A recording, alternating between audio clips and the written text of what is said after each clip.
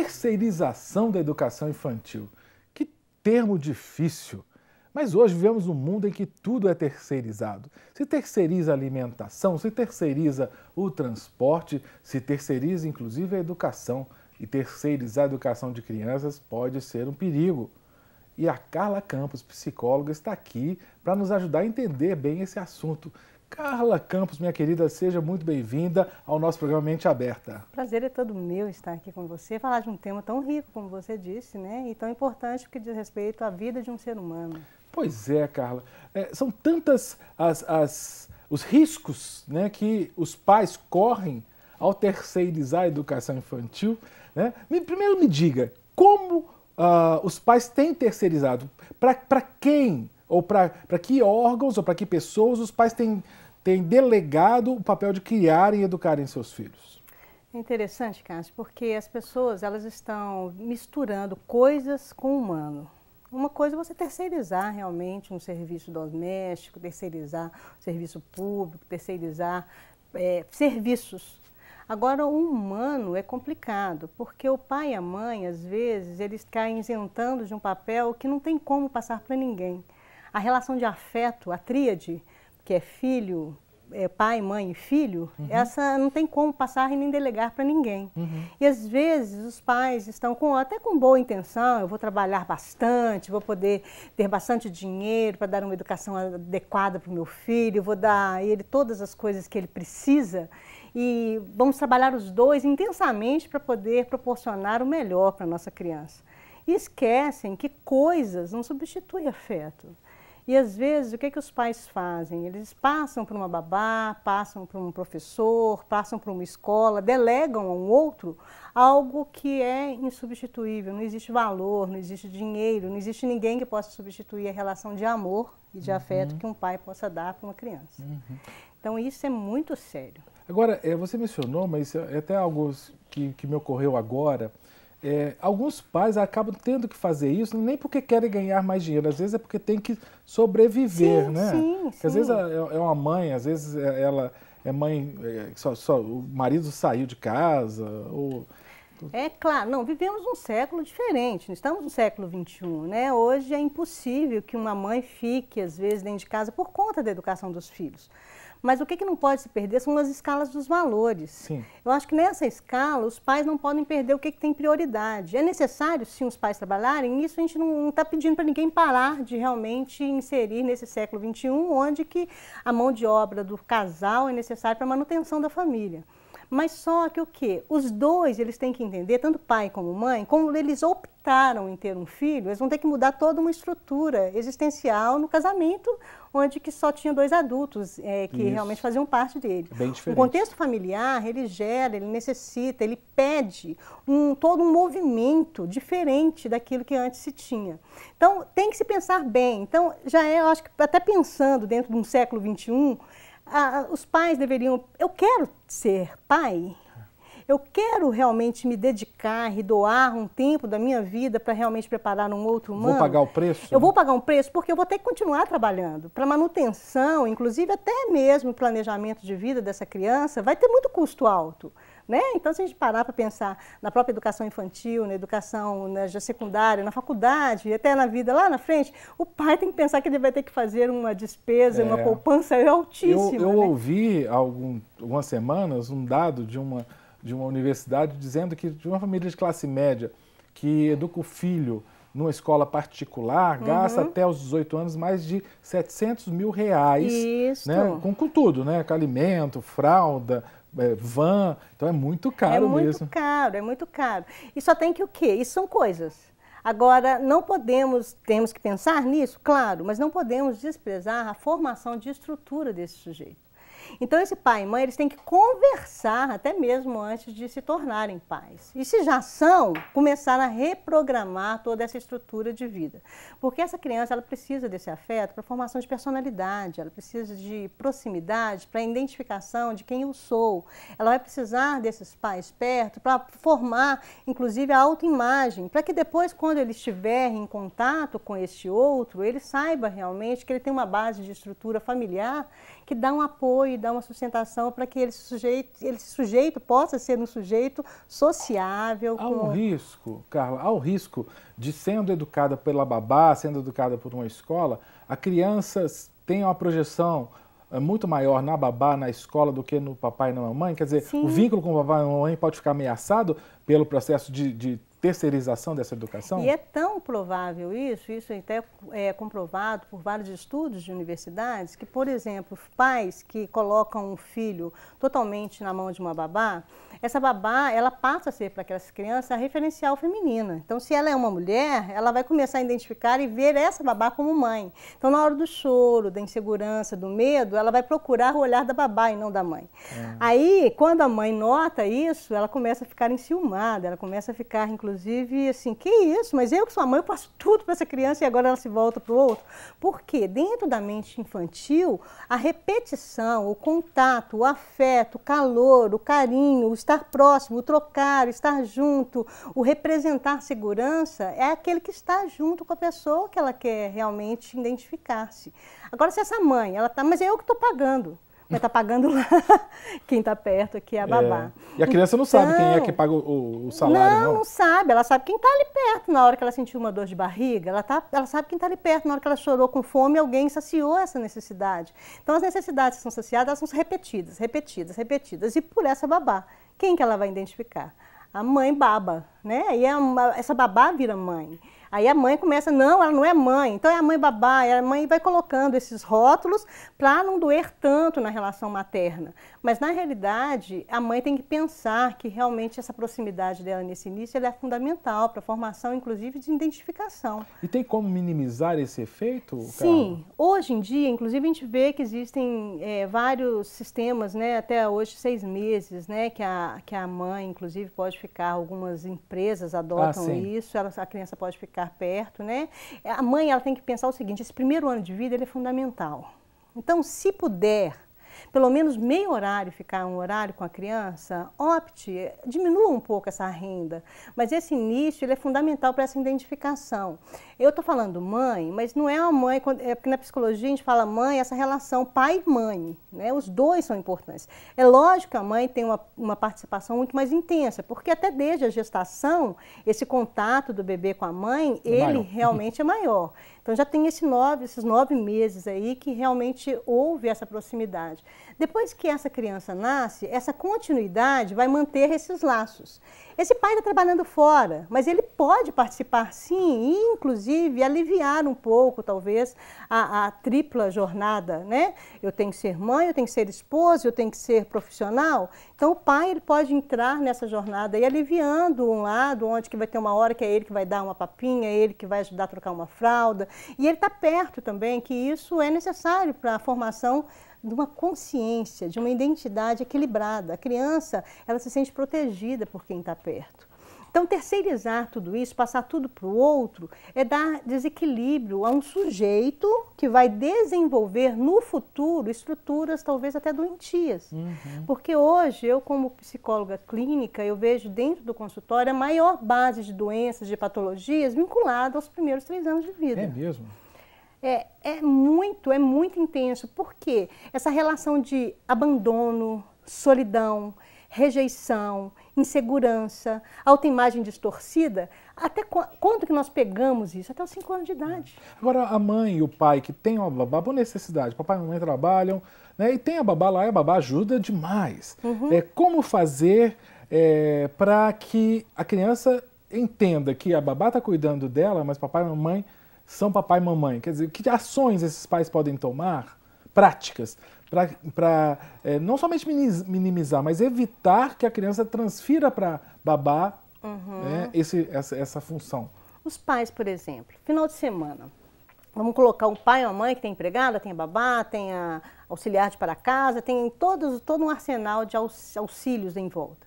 Mas essa presença desse pai, ele deve ser algo muito marcante. Então, o final de semana, um pai sair com um filho, vai os dois não é para fazer compra no supermercado e nem tampouco fazer a manutenção de tudo que precisa dentro da casa. Vamos aproveitar que vamos fazer aqui, vamos levar o menino junto. Vamos trabalhar junto. Vamos trabalhar junto. Não, a criança ela precisa de estar perto desse outro, poder olhar nos olhos, sentir o calor, brincar, rolar na grama, passear, precisa se divertir. Esse laço de afeto, ela deve ser construído nos momentos, inclusive, que pode ser no horário de um almoço, pode ser uma noite quando se chega em casa, pode ser no final de semana. Não basta só umas férias uma vez por ano. É muito eventual. É uma continuidade, onde que o quê? O tempo de qualidade que se dedica é realmente importante. O filho adoeceu, me dá licença, estou largando tudo e estou indo socorrê-lo. Não vou deixar para ir de madrugada, na hora que eu tiver um tempo na minha agenda para levar, ou vou mandar, alguém pega um táxi e leva. Não é por aí. Essa conta alguém vai cobrar depois, né? Não tem como alguém pagar. Essa conta realmente é o pai e a mãe, por isso que eu estou falando no início. A pessoa tem que realmente saber que ela quer ser pai e mãe. Porque se ela quer ser pai e mãe, ela vai ter que realmente já fazer abdicações de alguma coisa para realmente inserir uma educação que seja equilibrada. Porque, inclusive, as piores patologias, elas são inseridas exatamente nesses primeiros anos de vida, por causa de ausências, porque nessa época é formado personalidade, é formado identidade, o temperamento ele é aflorado, o afeto ele é muito necessário, a emoção ela é muito intensa. Então essa proximidade desse pai é que vai equilibrando o bebê e vai dando a ele alívio. Peraí. Ai, eu tenho algo ruim dentro de mim, mas eu tenho alguém que me suporte. Amado, né? Eu tenho alguém que me dá a sustentação. Então, esse pai, essa mãe, ele tem para dar algo que não tem como comprar. Isso chama-se amor. E esse amor requer investimento, esse amor requer tempo, esse amor requer olho no olho. Esse amor requer eu sei o que você está chorando e por quê. E para isso tem que ter intimidade. Para isso essa mãe tem que estar perto, para isso esse pai tem que estar perto. E isso não tem como eu passar para um médico, não tem como eu passar para um profissional, não tem como eu passar para uma babá. Eu é que tenho que fazer esse reconhecimento. E essa identidade que a criança vai tendo com esse pai, com essa mãe, vai ajudá-los a ter a sua própria identidade e a identidade com o outro no futuro. Agora, em termos de terceirização, pensando na profissional que trabalha em casa com uma babá, um babysitter, os termos são variados, ou numa escolinha de educação infantil. Muitas vezes os pais olham o asseio, né, da escola, ou a aparência da profissional, babá, olham o nível socioeconômico da escola, infraestrutura, uma série de aspectos para pensar, não, meu filhinho pode estudar ali. Agora, até que ponto essa questão é secundária e deve ser priorizada a questão dos valores morais, seja dessa profissional, seja dessa instituição. Até que ponto é importante, Carla, priorizar a moralidade, a ética dos profissionais que vão cuidar do seu filho e colocar em segundo lugar a infraestrutura?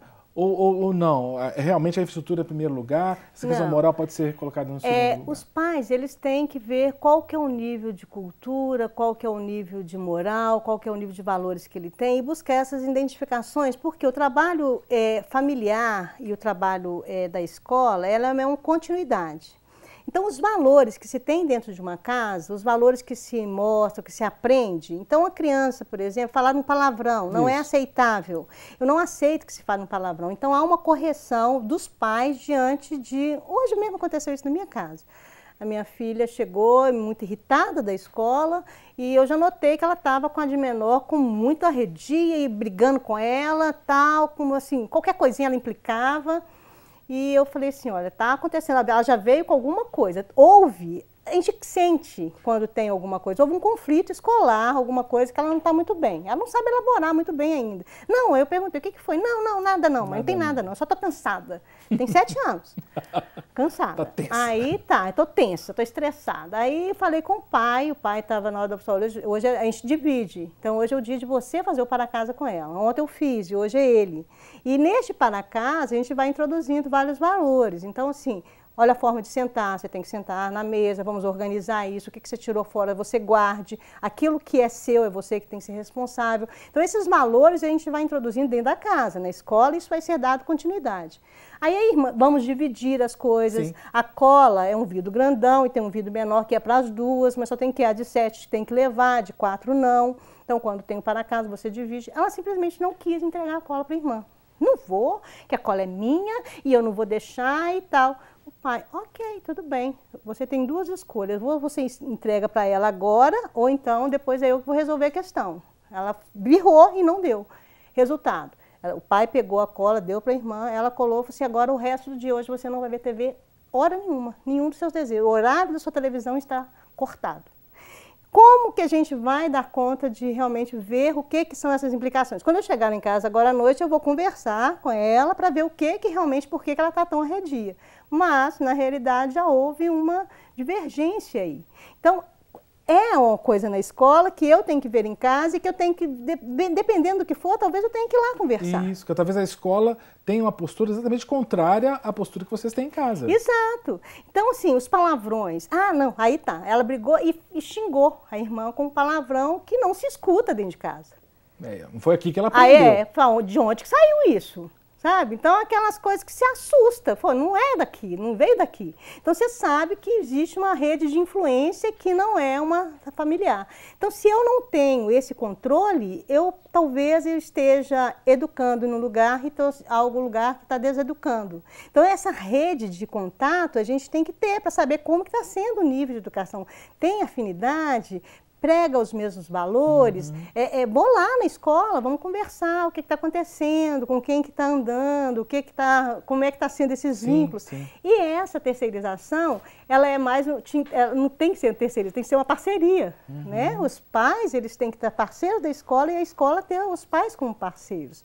E hoje é o contrário, se entrega para o outro, você que se vire. Delega, né? Agora você que educa, você que ensina como o meu filho se vestir, como amarrar um sapato, como comer, não é obrigação da escola isso. Isso é obrigação da família. É a família que tem que dar esses valores, é a família que tem que sentar junto, é a família que tem que olhar no olho, ela tem que saber fazer essa leitura. Isso não tem como, a gente, mesmo se pagar a maior fortuna, não se consegue ter o resultado esperado. Esse prazer que o papai e a mamãe têm de ver certas conquistas do seu filho, né? Adquiridas em casa. Ô Cássio, isso vai influenciar na vida toda da pessoa. É isso que eu vejo que é o mais importante, que os pais têm que estar atentos. Porque essa base, às vezes, esses 5 anos bem consolidados, bem estruturados, você estando presente, você estando parceiro com a escola, indo nas reuniões, igual você perguntou, o que pode ser prático? Poxa, não é todo dia que tem reunião dos pais. Às vezes uma vez no semestre ou 2. Não dá para mudar a agenda para estar presente? Quando tiver uma apresentação da escolinha... Pois é, por que 97,3% dos casos, estou brincando aqui, mas eu não tenho... Mas assim, é a experiência. Por que normalmente a mamãe é que vai e não o papai? Por que isso? Por que essa agenda de um pode ser mudada e o outro não? Porque essa consciência, a mãe que é responsável. Aí a gente volta para a cultura lá de trás. Antes o pai trabalhava, a mãe ficava em casa educando e tomando conta de filho. A minha responsabilidade é a manutenção da família financeira e a sua é de educação. Só tem que vivemos no século XXI. Hoje, o que é a manutenção da família é também da mãe. Então, o dinheiro dos dois é necessário. E a participação dos dois também é necessária. Mas aí, na hora que... Não, é você que tem que realmente sair para realmente dar toda a assistência para o filho. Países desenvolvidos, o primeiro ano de educação do filho, um primeiro semestre é a mãe, no outro semestre é o pai. É verdade. Então, por quê? É a mesma responsabilidade que ambos têm. Então, é o quê? Uma mudança de mentalidade, é uma mudança de valores que nós temos que aprender que todos os dois são necessários e para a formação, inclusive, desse sujeito, essa participação contínua, porque o cérebro aprende com continuidade. Se falei uma vez e você não aprendeu, não adianta falar uma vez. É um processo, né? Tem que ser 1, 2, 3, 10, 100, 1000, sei lá, até aprender. Até o cérebro. Então, eu não sei quando fala inculcar, acho até uma expressão engraçada que muitos pensam que inculcar é enfiar dentro da cuca. Não é isso. Inculcar é ensinar continuamente. Exato. É falar constantemente. Exato. Né? Agora, Carla, até que ponto a terceirização da educação pode comprometer a compreensão de autoridade que a criança tem? Isso pode atrapalhar quando você delega? E muito. Por quê?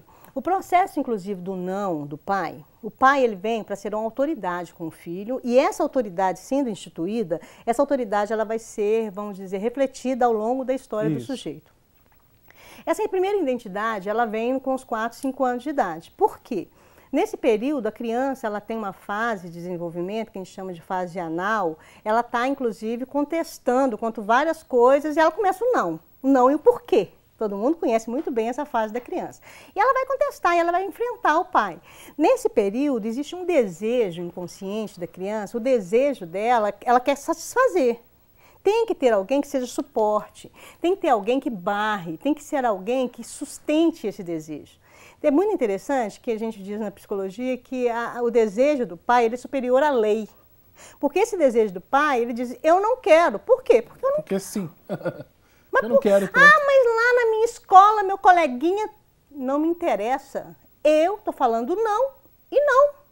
A criança não tem condição de entender todos os processos que me fazem dizer um não diante de uma birra, de um não vou comer um legume. Sim. Ela não vai saber quais os nutrientes, por quê, o que faz. Não adianta, Carla, não. Uma psicóloga me falando isso, porque eu uso tanto de psicólogo, você tem que conversar com a criança, você tem que explicar tudo. Às vezes eu fico me perguntando, gente, eu criança de 3 anos, você vai ficar entende, argumentando? Não. É interessante que hoje a neurociência veio para contribuir muito para a ciência e para a psicologia. Hoje mostra-se que o sistema límbico do cérebro, a parte neuronal, a parte física, a parte biológica, está diretamente ligada à parte emocional. Sim. O sistema límbico ele faz um percurso completo dentro do cérebro diante de uma situação de desejo, por exemplo. A criança ela quer algo. Eu quero essa sua pasta aí, eu quero leite que está aí. Você vai falar, não. Mas eu quero, Cássio, me dá. E tem hora que tem gente adulto que faz igual menino mesmo, né? Me dá e faz birra, só falta fazer birrinha, né? Aí, o quê? Aí a gente fala que tá preso lá na infância, talvez com 4, 5 anos, só falta fazer beicinho, né? De tanta birra que faz. Então, se você não me dá, eu falo não. Na hora que você não fala não, vem uma frustração. Na hora que essa frustração vem, vai vir uma raiva incontrolada. Eu vou querer, inclusive, arrancar da tua mão. Mas aí, quando você mantém, o sistema límbico está fazendo esse percurso. Eu quero, eu tenho um desejo, eu me frustro, tenho uma raiva. Aí, então toma, menino, para de... O que a maioria dos pais fala, tá, para de fazer barulho, toma isso aqui. Venceu. Aí o cérebro para aqui. Então, a criança, a frustração que ela teve foi satisfeita. Opa! Então é assim essa estratégia vale a pena. Vale a pena. Então, na próxima vez que meu pai vier, eu vou fazer novamente uma birra e ele já o quê? Ele já foi enfrentado, ele já foi muitos outros cérebros durante o dia, mandou ele ser suporte para o chefe chato, para o cliente chato, para um monte de gente chata. Eu falei, agora eu vou suportar. Quer saber? Criança? Não, faz birra, toma logo. Aí, o que acontece? O pai, na hora que ele chega em casa, em vez de ele ser o suporte para essa criança, ele não está aguentando mais nada. A mãe já não está aguentando mais nada. Aí, deixa a criança fazer o que quer. Então, vai, toma essa ficha logo aqui e para de mexer. Não perturba, não. A criança, o cérebro dela começa a ficar viciada, que agora o quê? O meu desejo vem em cima de uma birra, em cima de uma raiva. Eu impedi o sistema límbico, a parte frontal do cérebro, de fazer o percurso completo. Porque na hora que eu faço isso e vem a frustração, o que vai acontecer com o meu cérebro? Se não tem jeito, ele não vai me dar. Eu tenho que encontrar uma outra estratégia. Peraí, eu vou usar a minha outra parte, não a emocional que estava me irritando. Aí eu vou usar o meu cérebro cognitivo. Mas o Carla, você está falando, então tem muito adulto, que você está falando, eu estou pensando, tem muito adulto que não soube lidar com isso, né? E hoje não usa estratégias infantis, e né? Não aprendi. Vai repercutir isso lá na frente. Um chefe intransigente, uma pessoa, um líder que não aceita um não como resposta, uma pessoa que tem que ser no meu tempo e na minha hora. Então, aí o que acontece? Esse cérebro que não aprende, quando ele aprende, fala, não deu certo, então ele vai usar a criatividade. Já que ele não quer me dar a ficha, eu acho que eu vou tentar, talvez, montar uma ficha igual a dele e escrever alguma coisa para mim. Eu vou usar minha criatividade e isso abaixa a minha ansiedade, tira um pouco da minha frustração e eu encontro uma estratégia. O sistema límbico fez o percurso dele completo. Aí o que? O cérebro, a emoção, o cognitivo, o emocional e o meu relacionamento com o outro me ajuda a ser um ser saudável. Eu sei lidar com frustração, olha que legal. E aí o pai e a mãe, no seu trato direto com a criança, é que vão propiciar esse tipo de reação. Então, aí o que acontece? Se eu já não dou esse limite dentro da minha casa, esse processo acontece em 2 vezes no processo de formação. Ele vem na infância e volta novamente na adolescência. Sim. Só que na adolescência vem com um garoto ou uma garota já com todo o potencial. E eu não vou e eu quero ver que isso aí me segura. Aqui com esse pequenininho é muito mais fácil. Quando chega na adolescência é muito mais difícil. Mas é possível fazer. É melhor fazer do que que depois ter um delinquente numa escola, ou ter uma pessoa totalmente intransigente, uma pessoa narcísica que só pensa em si mesmo, o ego, inclusive, inflado, não aceita nenhuma frustração, nenhum tipo de desafio. É muito melhor, às vezes, um pai pagar um preço e manter a posição do que realmente ele está colocando para criar alguém mais sadio e saudável. Isso é tão importante para uma criança quanto a escolarização formal, né? Exatamente. Aprender a lidar com não. O Carla, para os pais que querem aprender um pouquinho mais sobre isso que você mencionou, quais são as fontes que eles podem buscar? Palestras, livros? Hoje é tão bom. Hoje tem um café filosófico que tem, inclusive, no YouTube, que as pessoas podem assistir palestras diversas, de graça, com ensinamentos, com psicólogos, com professores, com mestres que podem realmente estar mostrando, ensinando quais são esses processos. Existe um livro que como falar para seu filho ouvir e como ouvir para seu filho falar. Que é um livro, e ele é muito prático, no contexto, inclusive, ele tem diálogos, assim, ele dá os exemplos. Então, seu filho fez, por exemplo, ele pegou sua caixa de ferramenta, levou para fora e não devolveu o martelo. Então, como você vai se comportar? A forma certa, aí ele dá o exemplo, a forma errada. Então, ele vai dando os exemplos de como realmente educar. São feitos por psicólogos que realmente fizeram a técnica com seus filhos e desenvolveram esse livro. Então, é como falar para seu filho ouvir e como ouvir para o seu filho falar. Carla, você levantou uma bola aqui que você vai se comprometer com a gente.